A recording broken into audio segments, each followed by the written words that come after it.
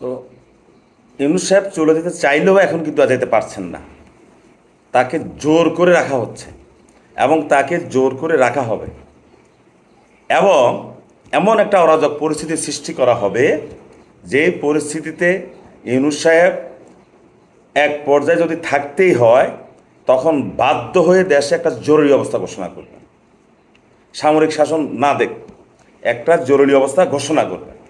অনির্দিষ্টকালের জন্য বাংলাদেশের স্বাভাবিক নির্বাচন বন্ধ হয়ে যাবে, এবং তখন ডক্টর ইউনূস সাহেবকে তো জোর করে রাখা হবে, এবং এই অনির্দিষ্ট জরুরি অবস্থার কারণে তখন অন্যান্য দলগুলো বসে বসে মজা মারবে। গ্রাম দেশে বলে না, মজা নেয়, মজা নেবে। কিন্তু রাষ্ট্রে কোনো উৎপাদন হবে না, অনেক মিল কারখানা বন্ধ হয়ে যাবে। বিদেশ থেকে যাদেরকে ডক্টর ইউনূস সাহেব ভেবেছিলেন যে তিনি আমন্ত্রণ করে এনে এই দেশে কলকারখানা গড়বেন, আমাদের দেশের বেকাররা চাকরি পাবে, কোনো বিদেশি আসবে না।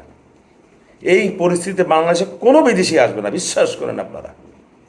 কারণ ইন্ডাস্ট্রির এরিয়াতে আমি বড় হয়েছি, আমি জানি একটা মালিক কখন কারখানা চালায়, কখন কারখানা লে অফ ঘোষণা করে। বাংলাদেশে আসবে না। এই যারা আজকে এই তারেক সাহেবের বিরুদ্ধে কথা বলছে, এরাও কিন্তু ক্ষমতা দিতে পারবে না। এরা তখন জঙ্গি নামে এদেরকে আখ্যায়িত করা হবে।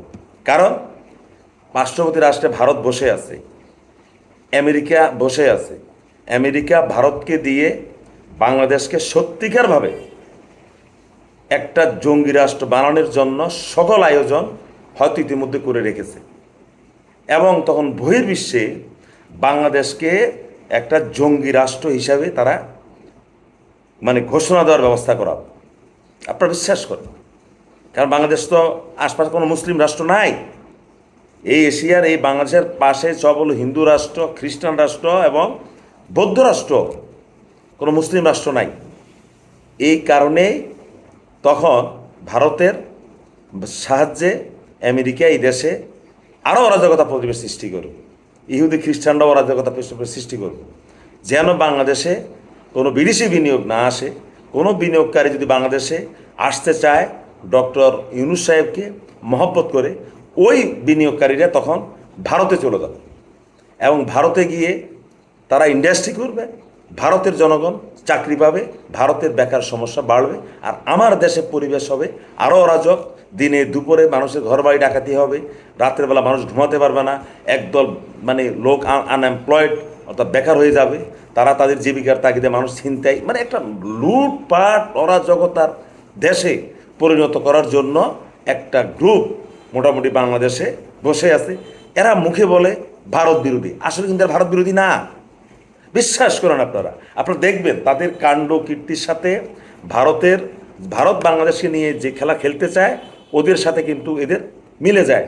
কারণ যেহেতু শেখ হাসিনা এখন নাই, ভারত মনে করে যে শেখ হাসিনা যখন আনতে পারবে না, তখন ভারত এই দেশে একটা গণ্ডগোল পাকিয়ে এই দেশটা রাখবে অস্থিতিশীল, এবং বাংলাদেশ যদি একটা অস্থিতিশীল হয় তখন এটা ভারতের জন্য লাভ। বর্তমান যে ভারতের বিজেপি সরকার আছে তাদের লাভ, তাদের অনেক লাভ আছে। এই কথা আমি এই কারণে বললাম।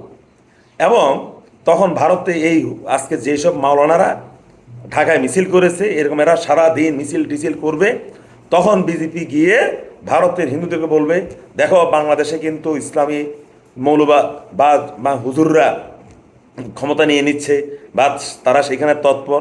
আমরা যদি এখন ভারতে বিজেপিকে যদি আমরা ক্ষমতায় না আনতে পারো, তাহলে ভারতের অবস্থা খারাপ হবে। অর্থাৎ বাংলাদেশে মুসলিম যারা আমাদের নিরীহ আলেম ওলামা আছেন, এদেরকে বানাবে জঙ্গি। আর এই জঙ্গির কথা বলে ভারতের যে বিজেপি আছে তারা হলো হিন্দু জঙ্গি বা হিন্দু মৌলবাদী। ওই ভারতের মৌলবাদীরা বাংলাদেশের মৌলবাদীকে দেখিয়ে দেখিয়ে ভারতের সহজ সরল হিন্দু যারা আছে তাদের ভোট নেওয়ার চেষ্টা করবে। বললাম, কারণ এটাই রাজনীতি কাঁটা দিয়ে কাঁটা তোলে।